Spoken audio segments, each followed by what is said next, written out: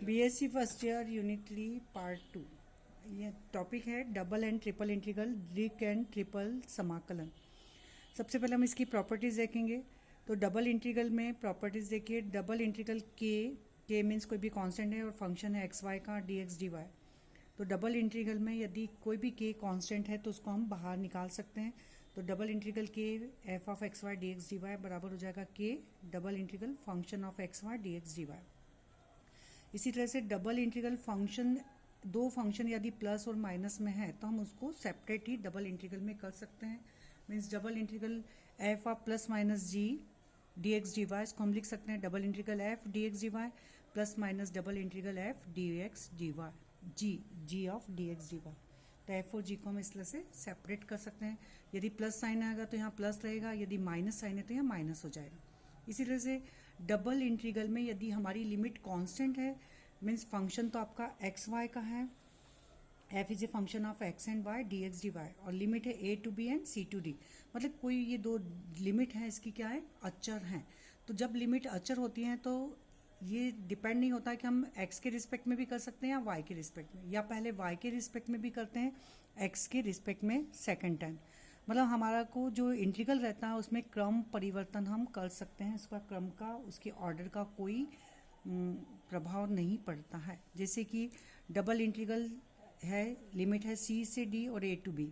तो पहले मैंने डी एक्स के रिस्पेक्ट में करा, फिर उसके बाद में डी वाई के डी एक्स के रिस्पेक्ट में करा, लिमिट रखी ए टू बी। फिर जो भी आंसर आएगा फिर उसका हम वाई के रिस्पेक्ट में करेंगे, फिर लिमिट रखेंगे सी टू डी।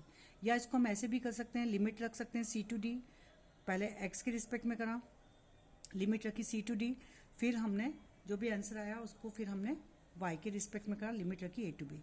इसको हम ये भी लिख सकते हैं कि ये वाली लिमिट डी वाई की ले लें, ए टू बी में डी वाई भी लिख सकते हैं, और फिर जो भी आंसर आएगा उस पर डी एक्स। मतलब हम किसी भी रिस्पेक्ट में हम इंटीग्रल लिमिट भी कोई सी ले सकते हैं और एक्स या वाई किसी के भी रिस्पेक्ट में कर सकते हैं।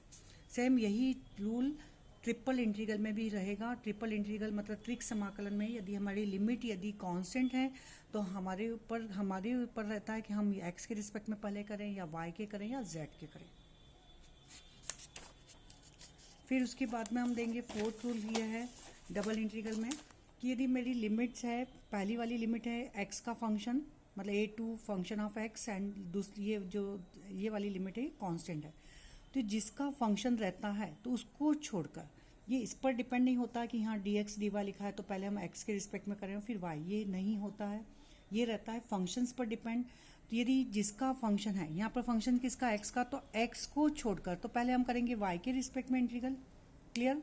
फिर उसके बाद में किसके रिस्पेक्ट में करेंगे, एक्स के। तो पहले यहाँ पर हो जाएगा लिमिट कंसीडर करेंगे हम ए टू फंक्शन ऑफ एक्स, तो जिसका भी फंक्शन है लिमिट उसको छोड़कर जो दूसरा वेरिएबल बचता है उसके रिस्पेक्ट में इंटीग्रल किया जाता है।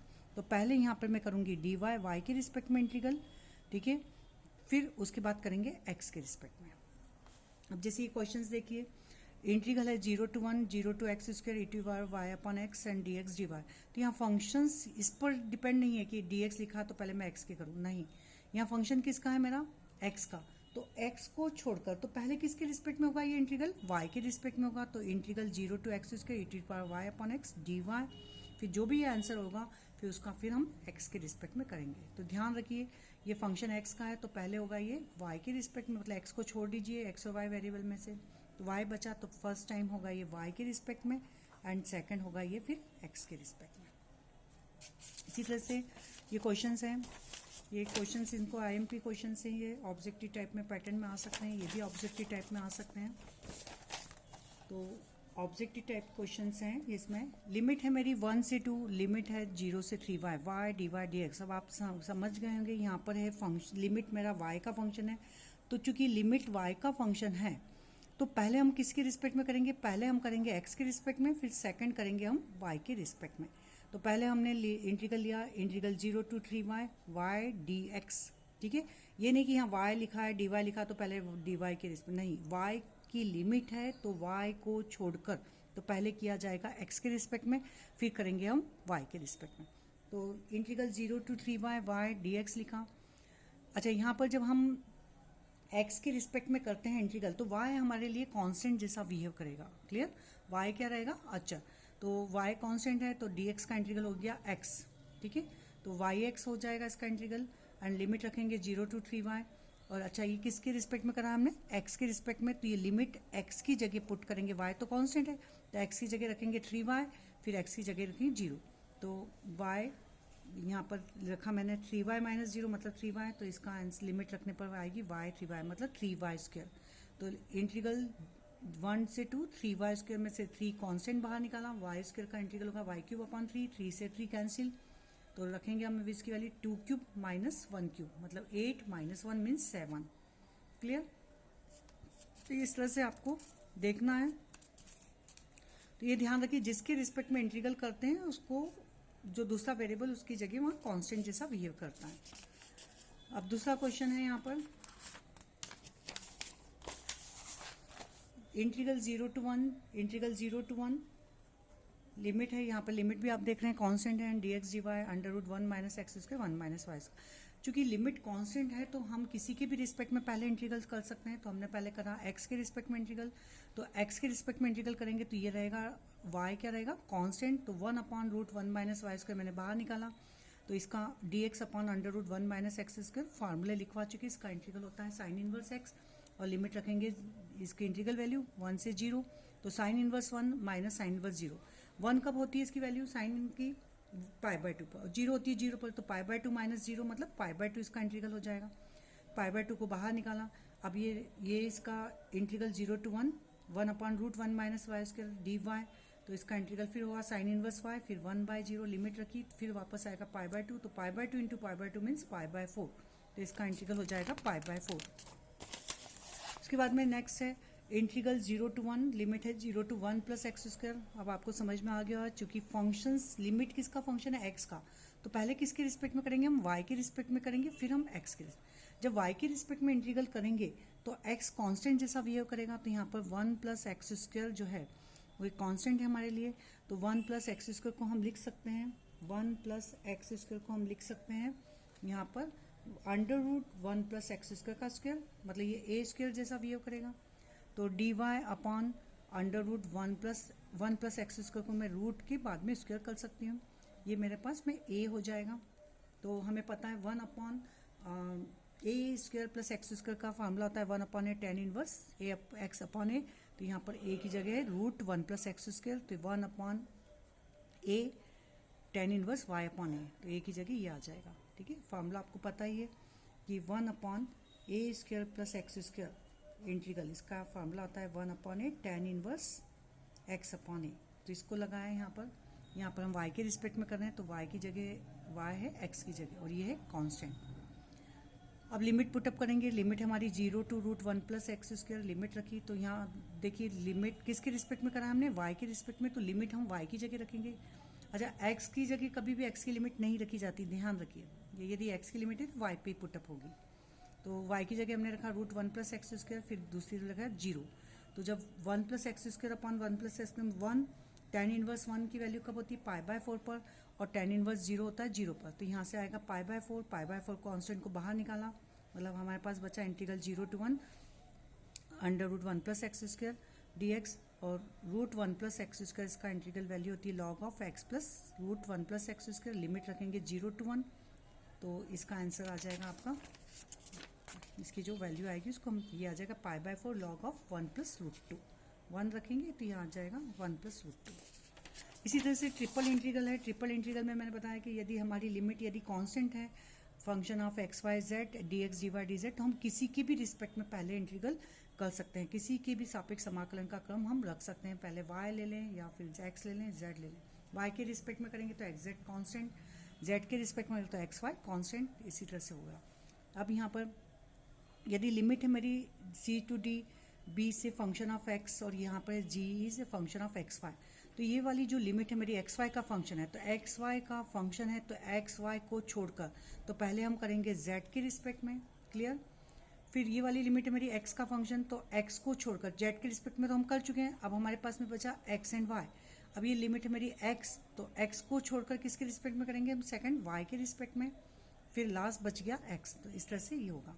यदि मेरी लिमिट है, हमारे पास लिमिट है a to function of f x, b to function of y and c to function c and d, तो चूंकि यहाँ पर x के फंक्शन में है तो x को छोड़कर मतलब y और z, तो हम कैसे पता चलेगा y के करें या z के, तो हम यहाँ पर देखेंगे दूसरी लिमिट हमारी y की है, तो हम दोनों को मिला लेंगे कि x और y का फंक्शन, तो x और y का फंक्शन मतलब z पहले हो जाएगा z के रिस्पेक्ट में।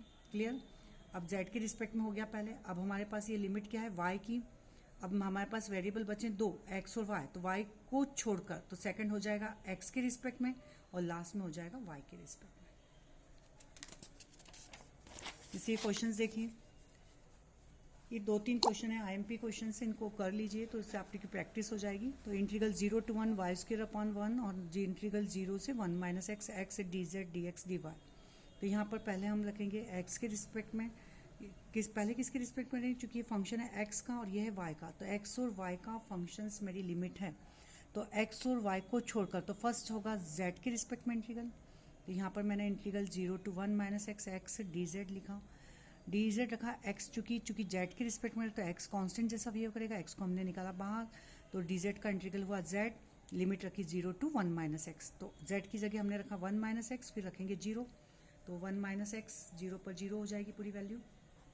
अब चूँकि फंक्शंस किसका है, हम z y के फंक्शन है तो y का छोड़कर, तो इसको हम छोड़ देंगे, तो y को छोड़कर किसके रिस्पेक्ट में करेंगे, हम x के रिस्पेक्ट में करेंगे।